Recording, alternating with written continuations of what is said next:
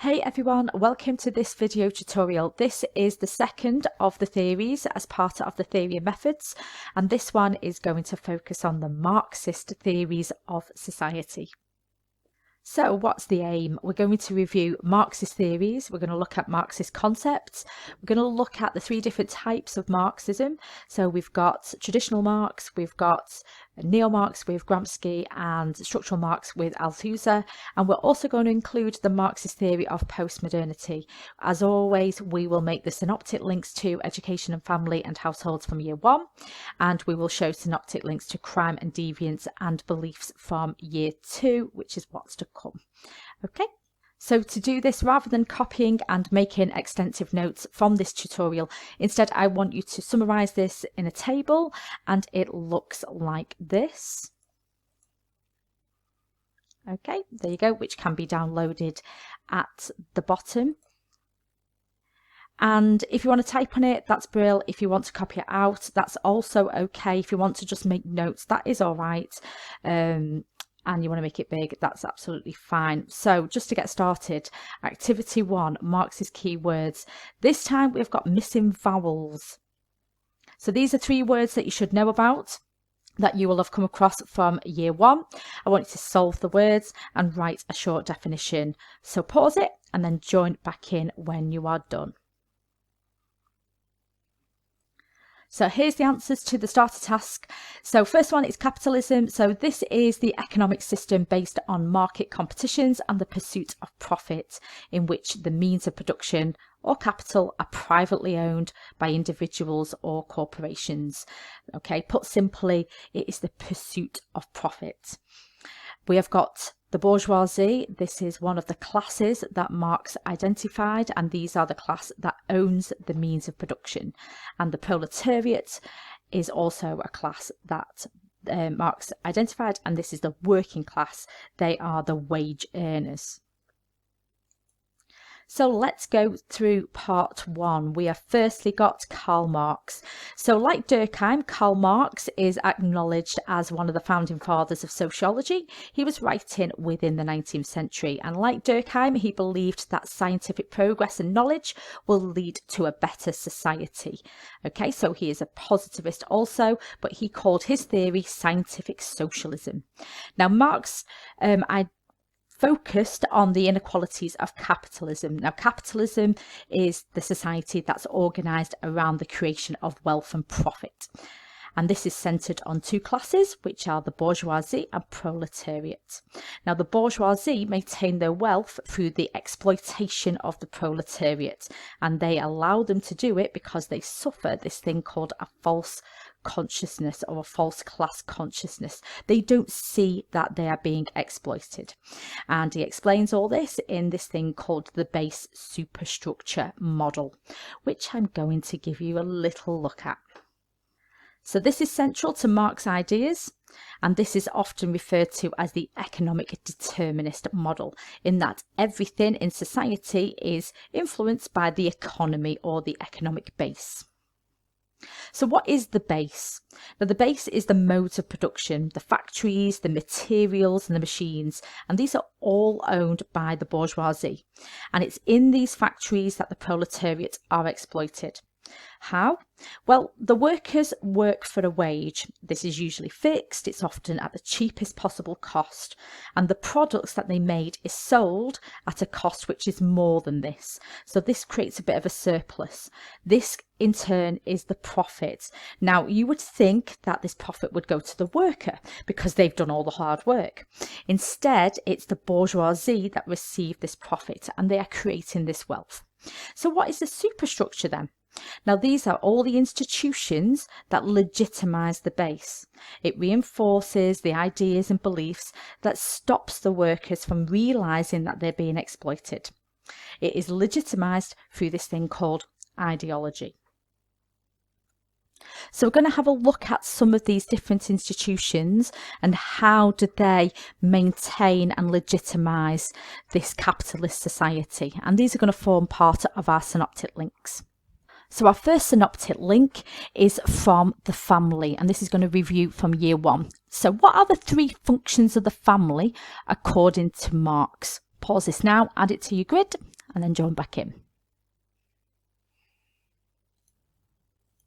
So the three main functions of the family in maintaining that economic base. Well, one is the inheritance of private property, and this is Marx's friend Engels, and he identified that when these companies and these businesses who are owned by the bourgeoisie are making lots of money and lots of profits, they want to pass it on to their children. Okay, they don't want it being shared out, which is the socialist idea. A second one is the ideological functions, and this is according to somebody like Zaretsky. Okay, and this ideological function is the family plays this important role of teaching children that somebody's always in charge, usually the father, and that means that you shouldn't challenge that person. So when they go into the workplace, they're not going to challenge their bosses. And finally, the family acts as this unit of consumption, because these modes of production, they're producing products and goods, and we need somebody to buy it. Okay, so as well as working within these factories, they're encouraged to buy from them as well. So that's our first institution as part of the superstructure, that is encouraging and maintaining capitalism. So let's have a look at our second institution. So our second synoptic link is from beliefs in society. Okay, so religion is ideological. It creates a false class consciousness. And all that means is that religion distorts a person's reality. It's a brainwashing tool, which means that they are not aware that they're part of this working class that are being exploited. It misleads the poor into thinking suffering is a virtue, that's something to be rewarded, and that working hard on earth will be rewarded in the afterlife or in heaven. So put simply, according to Marx, religion is the opium of the people. It's a drug, and it helps them cope with the alienation that they're suffering being part of the working class. So put simply, religion stops the working class from rebelling. Our final synoptic link is from crime and deviance. So capitalism in itself is criminogenic. It causes crime. The working class are in poverty, so committing crimes such as theft is the only way to survive, the only way to obtain consumer goods that are advertised by the capitalist companies, and that the alienation and frustration that they feel of being powerless can lead to violence and aggression. Now, punishment within a capitalist society was often quite harsh in the past. So things like hanging and transportation to the colonies was in part a protection of private property. More modern times, or more recently, policing often focuses on working class areas and working class crimes, which are usually street crime, violence and petty theft, and it often ignores crimes of the powerful such as tax evasion and other corporate crime. Overall, the harsher punishments on the working class, it maintains the ruling class position in society, and also it stops the working class rebelling and challenging the system. So those three synoptic links examples shows how the institutions, family, religion and the criminal justice system that form the superstructure, they help maintain the capitalist system. Now, Marx believed that the working class would recognise that they're being exploited and would refuse to support the ruling class, and that eventually they will overthrow capitalism. Societies will become communist and everybody would own the means of production, it will be shared, and the workers would work to benefit all rather than just the ruling class. So Marx predicted a proletariat revolution where the majority overthrows a minority and the establishment of a communist society. A communist society is a classless society without exploitation and alienation. So to finish on Marx, an evaluation of traditional Marxism, well, he predicted a revolution, but he didn't write how and when it would occur, and it hasn't. Okay, so a bit of a flaw to his theory. On the base superstructure model, he was accused of economic determinism. that basically the economy is the cause of everything, including social change. So it was accused of being determinist. There are other factors that come into play, and when we look at Althusser, you'll see a little bit more of a complex theory of society. Okay, so that is part 1 done of traditional Marxist. Part 2, we're looking at another version or another type of Marx, and this is the work of Gramsci. Now, he was a humanist Marx, or we would call him a neo-Marx. Now, Antonio Gramsci was the first leader of the Italian Communist Party during the 1920s. He spent a lot of his time advocating and fighting on the side of the workers. Now, he rejected Karl Marx's economic determinist model. He didn't believe that social change or communism would come about through the downfall of the economy. He focused more about the role of ideas and beliefs and how people's ideas and beliefs can change, which will then influence social change.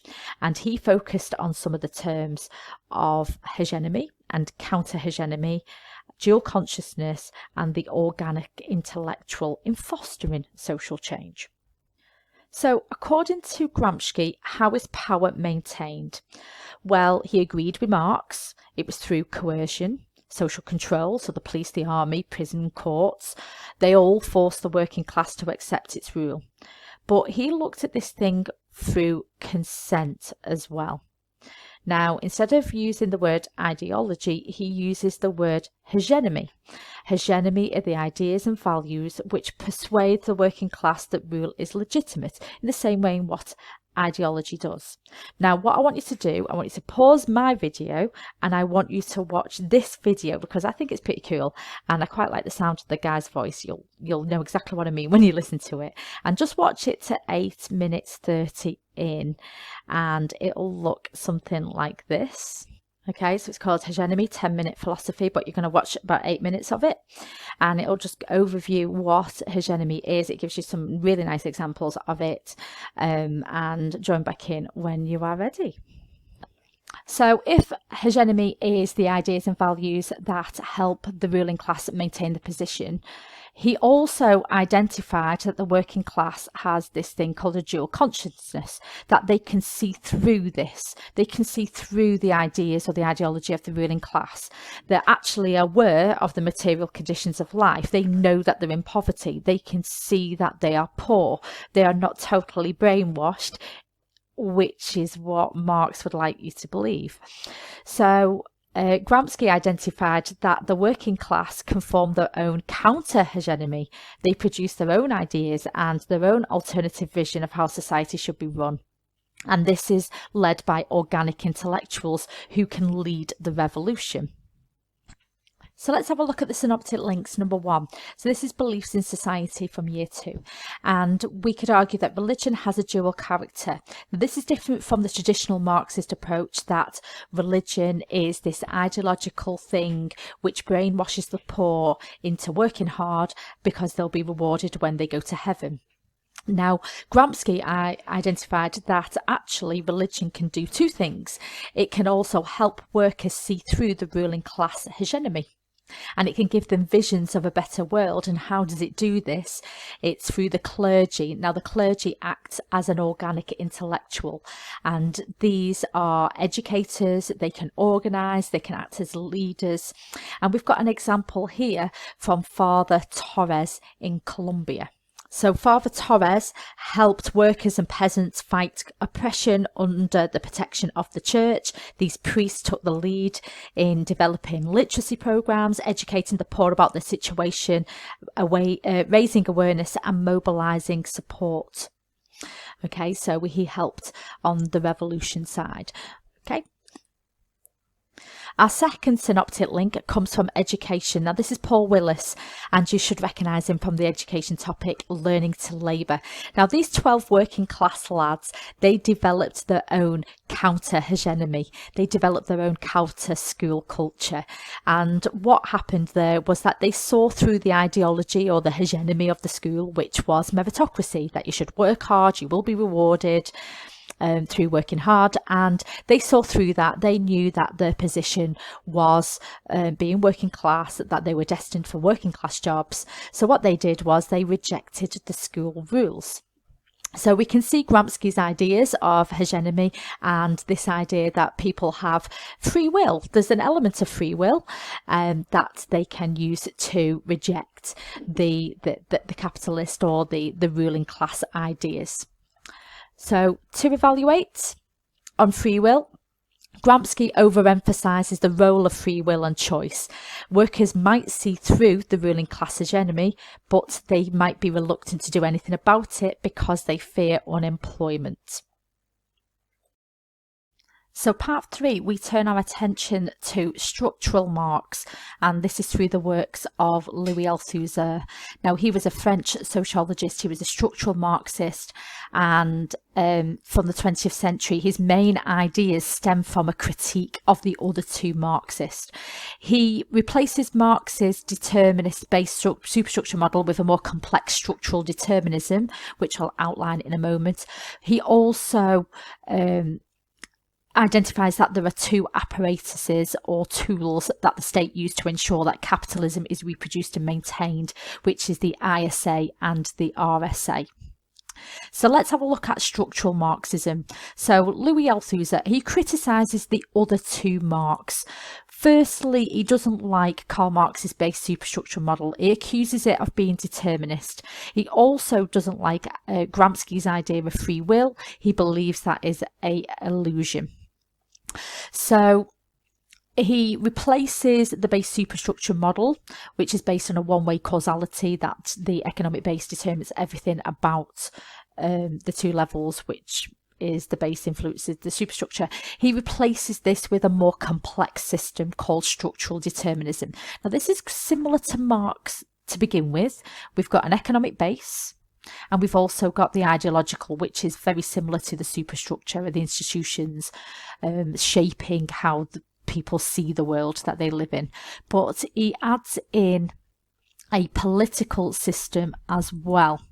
Now, what he does identify is that the political system and the ideological system have this thing called relative autonomy. So rather than the economy influencing everything else, he argues that the political and the ideological system has some sort of independence. For example, a government decision or culture within society, they will exist without being influenced by the economy. They have a two-way causality, so they are independent of each other rather than the economic determinist model that Marx identified.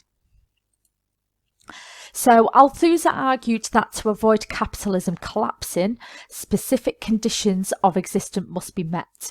For example, children must be socialised with the values of capitalism, and he does this within two things, the ISA and the RSA. And here's your synoptic links. So for example, within the family, we should socialise children that there is always somebody in charge. Through education, it's through the ideology of meritocracy or the myth of meritocracy, that you should just work hard regardless and you will be rewarded. That motivates people to keep going. But also there is this thing called the correspondence principle, where the working class are being reproduced. They go into school working class, they come out working class because they are taught what capitalism needs, which are docile and obedient workers. We've also got in, from year 2, the repressive state apparatus, that's through crime, and the criminal justice system tends to focus on working class crimes and ignores the crimes of the powerful. Now, in a critique to Gramsci, he sees any free will that we have here is an illusion. It's not really there, that we are under control through our minds, through the ideology, but also through physical force, through the repressive state apparatus. So to evaluate structural Marx, according to Crabe, Althusser offers the most sophisticated conception of the social structure in the social sciences called structural determinism. He quite likes that approach, but he also overemphasizes the role of the structure because he ignores the fact that it is the active struggles of the working class that have changed society. We have now got more workers' rights, we have got minimum wage, and these are all through class struggles. Finally, part 4. So this is where we're going to explore the postmodern theory of Marxism. Now, usually this is put with late modern, postmodern theories, but we're going to address it here because it explores how capitalism has developed in a postmodern society from the 1980s. So we've got David Harvey, The Crisis of Capitalism, Flexible Accumulation, and Harvey and Jameson, The Weakened Working Class. So let's have a look at the first part, flexible accumulation. So there was a crisis of capitalism from the 1970s onwards. We saw a decline in industry, or a period of deindustrialization. Many factories were closed in Britain, but it paved the way for companies to look for new ways to achieve and maintain profit. So we no longer needed the Fordist style production, where products like the Ford motor car was produced en masse in one factory. We have now moved to a post-Fordist economy. We've now got small niche markets instead of the standardized products for the mass market, and factories can switch production from one product to another. So if we want to compare, we have got the Ford motor car. So they sourced the materials, it was made and manufactured in one main factory, and then it was distributed out to the masses. Now, if we compare this to your mobile phone, you will see that it is made in multiple factories in multiple places across the world. So it's more like this. And also these factories can switch production from one product to another to meet the demands of this newer style of capitalism. So here's our synoptic link number 1. We have already identified that one of the functions of the family is to act as a unit of consumption.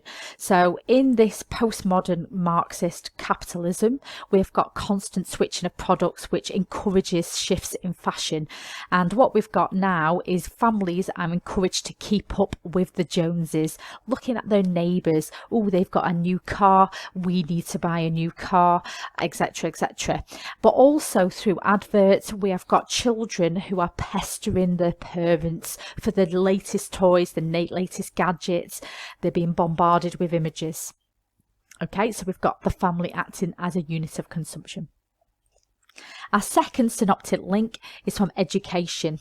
We've got this constant switching of products, and that means that education needs to produce flexible workers who are willing to be retrained and adaptable to keep up with the shift in the economy. Our third synoptic link leads us to crime.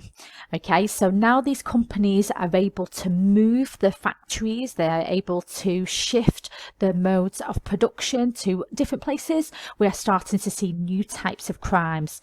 Companies are able to flout health and safety rules, and they're able to exploit their workers in countries which don't have the same regulations that they would have if the factories were in the UK or in America, for example.